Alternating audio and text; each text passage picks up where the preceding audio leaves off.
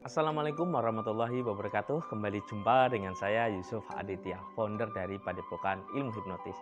Nah, saya ucapkan terima kasih bagi Anda yang sudah bergabung di kelas pelatihan hipnotis dan hipnoterapi ataupun yang sudah bergabung di kelas ilmu gendam. Nah, pada kesempatan video kali ini saya akan menjelaskan tentang mata batin atau indera keenam. Nah, bagi Anda yang belum subscribe, silakan Anda subscribe dan nyalakan lonceng notifikasinya. Dan bagi Anda yang mau membeli kitab Jago Ilmu Hipnotis, silakan Anda kontak nomor yang ada di video ini. Saya Yusuf Aditya, founder dari Padepokan Ilmu Hipnotis. Dalam pelatihan saya, baik ilmu hipnotis, ilmu hipnoterapi, ilmu gendam, dan ilmu daya batin, saya mengajak peserta untuk memaksimalkan seluruh potensi yang ada di dalam dirinya, digunakan untuk berbagai hal. Oke, seperti video yang sudah saya singgung di awal tadi tentang apa itu indera keenam dan bagaimana cara mengetahuinya, apakah ini indera keenam atau halusinasi atau hanya sekedar sugesti belaka. Oke, silakan Anda simak videonya dari awal sampai akhir biar Anda paham tentang materi yang saya sampaikan nanti. Jadi seperti ini ya, ketika kita sudah terbuka atau melatih ilmu indera keenam, tentunya kelas ini juga saya ajarkan di kelas ilmu daya batin ya. Nah, kelas ilmu daya batin ini juga saya ajarkan bagaimana cara melatih kepekaan intuisi kita atau indera keenam kita yang digunakan untuk berbagai hal. Bisa untuk penyembuhan, untuk mencari obat, dan apapun itu. Nah, pertanyaannya, kebanyakan manusia modern itu menganggap indera keenam itu hanya halusinasi. Nah, atau istilahnya ngarang belaka. Apakah ini benar atau tidak? Jadi seperti ini ya. Di dalam pelatihan saya tentang indera keenam, itu saya ajarkan tentang ciri-ciri indera keenam yang benar sama yang asli itu seperti apa. Karena ini memang berbeda ya.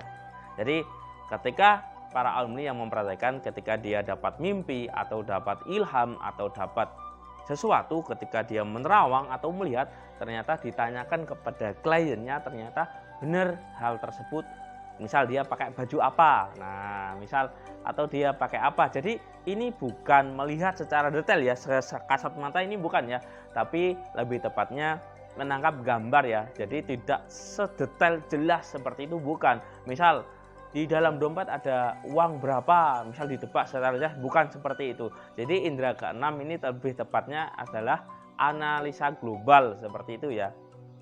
Nanti terkadang juga apabila jatuh di mata, maka dia bisa seolah-olah bisa melihat jarak jauh atau bisa mengetahui seperti itu. Kalau dia jatuh di telinga, maka di situ dia akan mendengarkan suara positif atau suatu bisikan.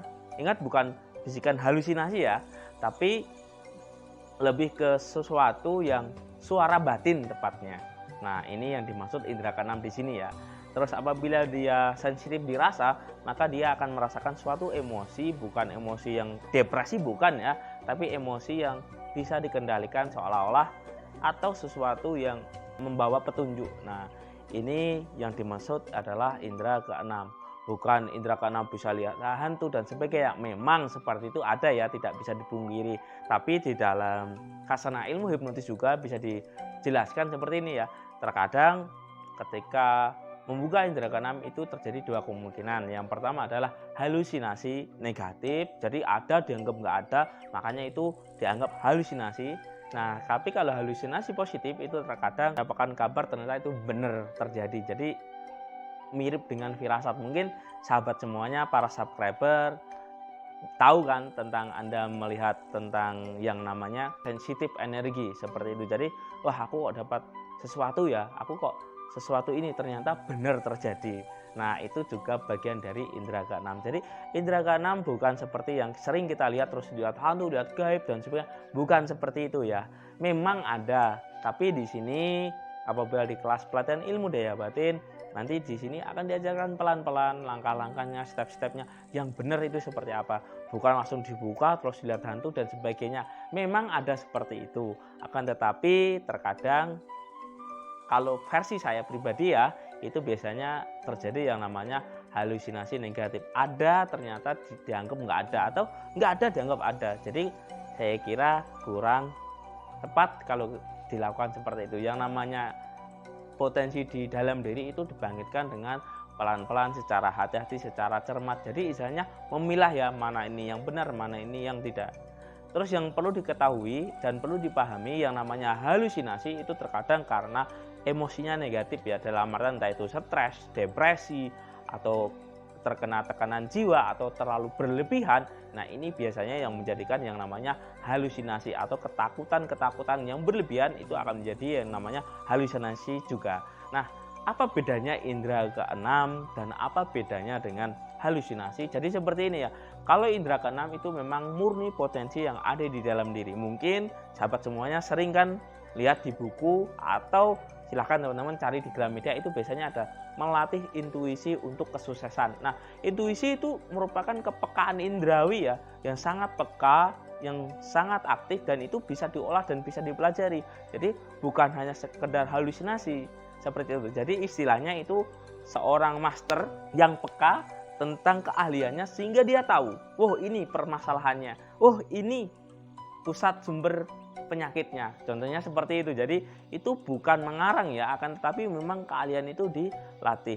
Berbeda dengan halusinasi. Kalau halusinasi itu biasanya karena dia stres, karena apa, akhirnya dia ngawur, ngelantur, dan kebenarannya itu tidak akurat ya. Berbeda dengan indera keenam atau intuisi, kebenarannya itu bisa mencapai 98% sampai 100%, tergantung dari si praktisinya ya ketika melakukan itu. Jadi indera keenam ini bukan sekedar main-main ya, bukan seolah-olah ilmu tantangan ya, langsung dites dan sebagainya, bukan seperti itu ya. Sama halnya dengan ilmu hipnotis juga bukan untuk seperti itu juga, tapi ilmu hipnotis adalah ilmu pemberdayaan diri. Begitu juga tentang melatih indera keenam atau potensi kekuatan batin yang ada di dalam diri Anda. Seperti itu. Dan teknik ini juga saya kembangkan untuk proses pemberdayaan diri yang ada di dalam diri saya, khususnya kelas ilmu daya batin. Itu saya gunakan berbagai hal ya, untuk terapi bisa, untuk mempengaruhi orang jarak jauh bisa, untuk berbagai urusan bisnis, usaha, masalah keluarga, masalah pribadi, dan sebagainya ya. Insya Allah dengan ikhtiar ilmu daya batin ini bisa saya atasi, dan tentunya atas izin Allah Subhanahu wa taala. Jadi di sini lebih ke sarana ikhtiar. Jadi mungkin ini yang bisa saya jelaskan tentang apa itu indera keenam dan apa itu tentang halusinasi. Ingat, kebanyakan yang sering kita lihat itu biasanya orang menganggap bahwa semuanya indera keenam itu halusinasi. Oh, tidak. Jadi semuanya itu ada aturan mainnya dan ada takarannya masing-masing. Dan tentunya lebih detailnya itu saya jelaskan di kelas ilmu daya batin. Oke, mungkin ini yang bisa saya berikan informasi buat Anda semuanya. Terima kasih. Saya akhiri. Billahi taufik wal hidayah. Wassalamualaikum warahmatullahi wabarakatuh. Salam energi.